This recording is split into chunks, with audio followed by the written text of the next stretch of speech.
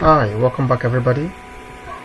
Okay, if you remember, this is where we stopped in our previous lecture, and I was explaining the CSS when we call this selected tag div and we give it a color of cyan. If you check the HTML section, we have two divs. This is the first div, while this is the second div. And I told us that I wanted this color to be applied only to this first div and not the both divs. But because I am calling the selected tag div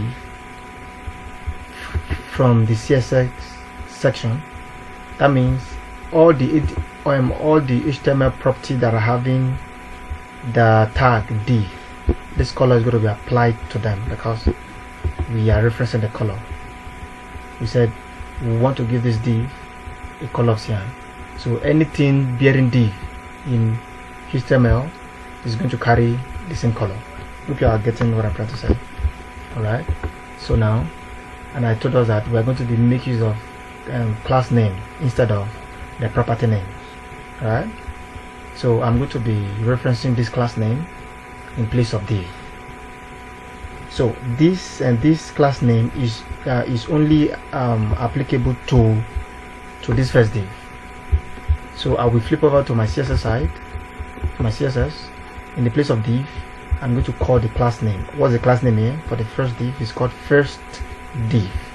And I want you to take note that whenever we are referencing or whenever we are calling a class name, whenever we are calling an HTML class and class name from the CSS section, we must put a dot or a full stop before the name of the class.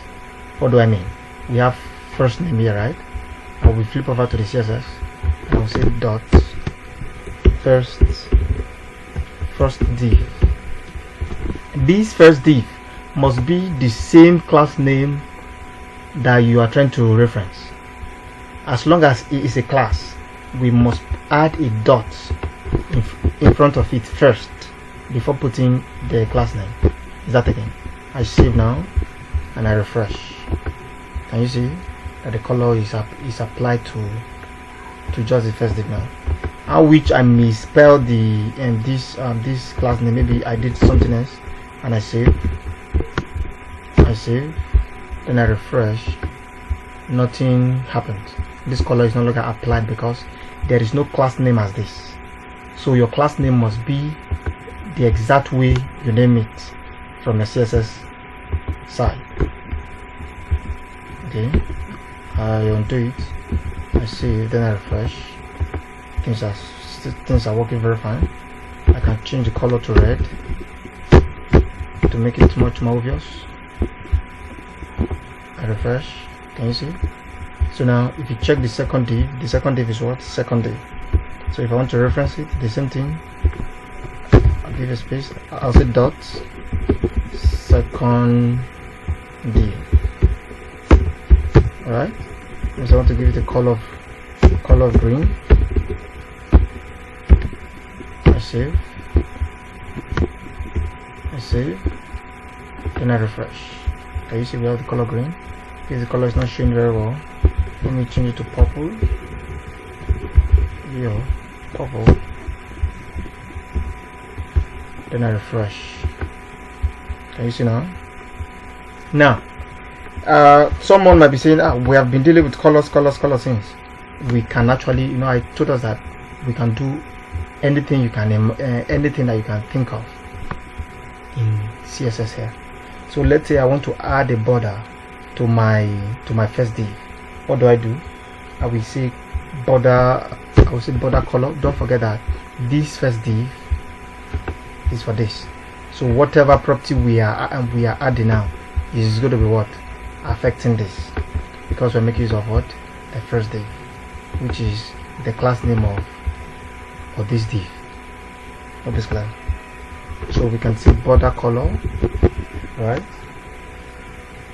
Border dash color. You can say, okay, let's give it a border color of blue. I save.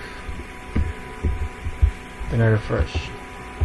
Nothing happens here, right? Okay, so then let's add the border width. You see border dash width.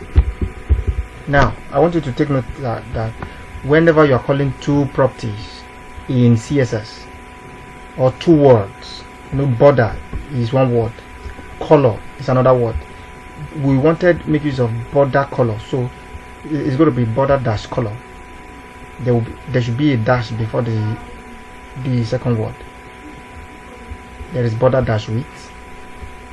So let's make our border dash width to be thick,